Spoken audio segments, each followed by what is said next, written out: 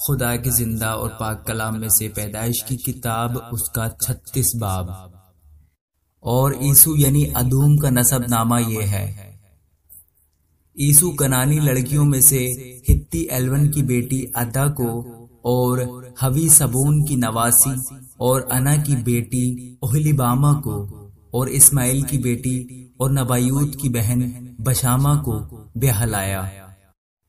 اور عیسو سے ادا کے الیفز پیدا ہوا اور بشامہ کے رویل پیدا ہوا، اور اوہلیبامہ کے یعوس اور یعلام اور کورہ پیدا ہوئے۔ یہ عیسو کے بیٹے ہیں جو ملک کنعان میں پیدا ہوئے۔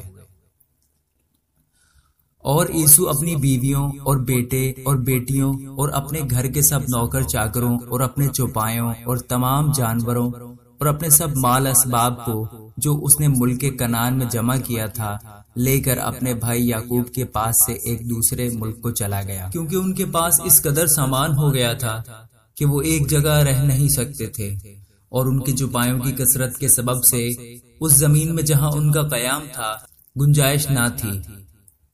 پس عیسو جسے ادوم بھی کہتے ہیں کوہ شعیر میں رہنے لگا، اور عیسو کا جو کوہ شعیر کے ادومیوں کا باپ ہے یہ نسب نامہ ہے۔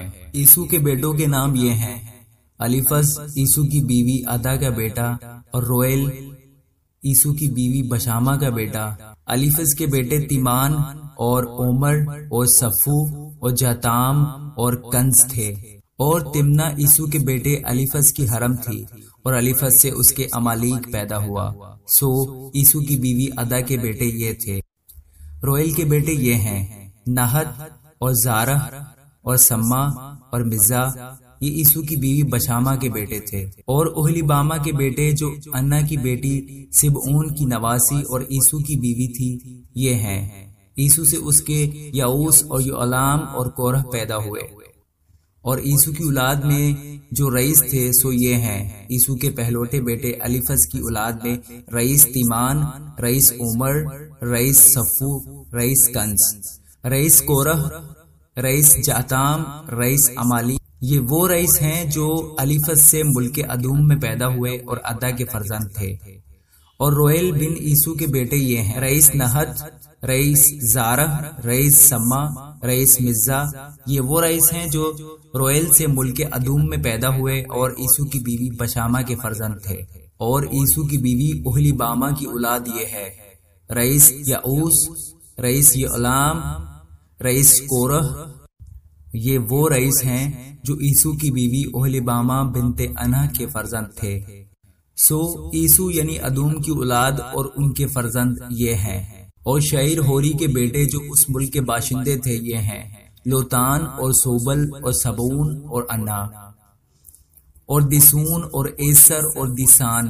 بنی شعیر میں جو ہوری رئیس ملک ادوم میں ہوئے یہ ہیں: ہوری اور ہمام اور لوتان کے بیٹے، اور تمنا لوتان کی بہن تھی، اور یہ سوبل کے بیٹے ہیں: الوان اور مانہت اور ایبال اور صفو اور اونام۔ اور سبعون کے بیٹے یہ ہیں: ایا اور انا۔ یہ وہ انا ہے جسے اپنے باپ کے گدھوں کو بیابان میں چراتے وقت گرم چشمے ملے۔